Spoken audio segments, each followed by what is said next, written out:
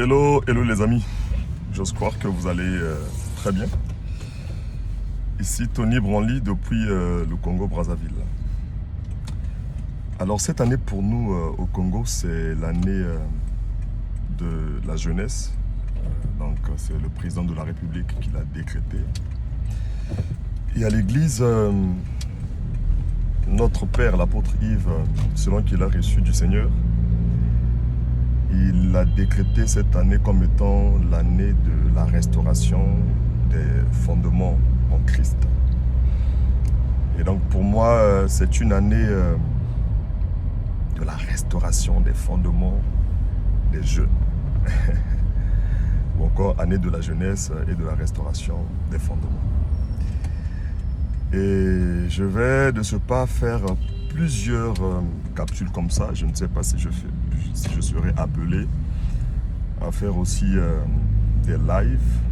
Mais en tout cas, vous aurez comme ça des petites vidéos dans lesquelles je vais me permettre, par la grâce de Dieu, de nous entretenir, nous jeunes. Et ce matin, je viens à toi avec une pensée. La pensée de ce matin, c'est que, en tant que jeune, tu dois apprendre à défendre les principes et pas les hommes. J'ai dit quoi? Tu dois défendre les principes et pas les hommes. Pourquoi est-ce que c'est important? Parce que si tu défends les hommes, tu seras appelé à défendre le fautif aux grandes dames de celui qui a raison. Sainte Anne. Si tu défends les hommes et pas les principes, tu seras appelé à cautionner un voleur, par exemple, au détriment d'un homme qui est intègre dans toutes ses voies. Si tu passes ton temps à défendre les hommes, et cela en raison des rapports que vous pourrez avoir avec la personne, soit parce que c'est ton père, c'est ta mère, c'est ton frère, c'est ton cousin, c'est ta cousine, que sais-je encore, tu seras appelé, malheureusement même, à accepter qu'on condamne ou qu'on tue un innocent parce que tu veux protéger quelqu'un.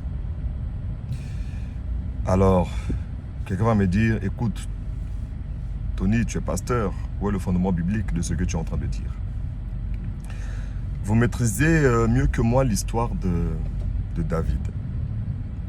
David est dans une phase où sa vie est en danger de mort. Mais pas parce qu'il a fait quelque chose, mais parce que quelqu'un inspiré par le diable en a voulu à sa vie. Et il s'agit tout simplement de quelqu'un qui était son mentor. Donc Saül. Quelqu'un qui était son chef, quelqu'un qu'il servait avec beaucoup d'amour, avec beaucoup de passion. Mais la grâce que David va avoir, la vie de David a été préservée. Parce qu'il avait pour ami le fils du roi. Donc vous comprenez que je parle de Jonathan. Qui lui ne défendait pas les hommes, mais il défendait les principes. Lorsque son père avait planifié, ficelé le plan de mettre un terme à la vie de David, Jonathan, non seulement qu'il a avisé David, parce que c'était son ami, mais aussi il a défendu David face à son père.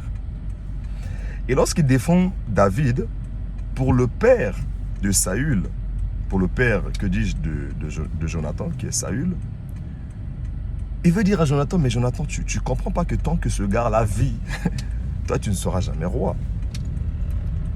Et Jonathan, en tant que prince, il sait qu'il est appelé à la royauté, mais il refuse de devenir roi en tuant quelqu'un, en permettant que son père puisse attenter à la vie de quelqu'un. Et lui-même, le prophétique, il va se rendre compte que David est appelé à la royauté et il était à l'aise avec. Et ce qu'il va dire à son père, il va dire, mais qu'est-ce que David a fait? Donc là, j'essaie de paraphraser. Tu pourras lire l'histoire dans 1 Samuel. Donc il dit, mais qu'est-ce que David a fait pour mériter la mort? Mais à qui Jonathan est-il en train de s'adresser? Jonathan s'adresse, s'il vous plaît, pas à un président. Il s'adresse à un roi. C'est-à-dire que celui-là qui, sur le territoire de sa compétence, a droit de vie et de mort. Donc il peut se lever un jour et dire telle personne doit mourir. Mais Jonathan, il prend son courage à bras le corps et il défend David. Et finalement, la vie de David sera préservée. Et Jonathan, en posant cet acte, il a aussi préservé la vie de sa postérité. Donc, bien-aimé, tu n'as pas besoin de tuer quelqu'un. Tu n'as pas besoin d'accuser quelqu'un faussement pour être élevé.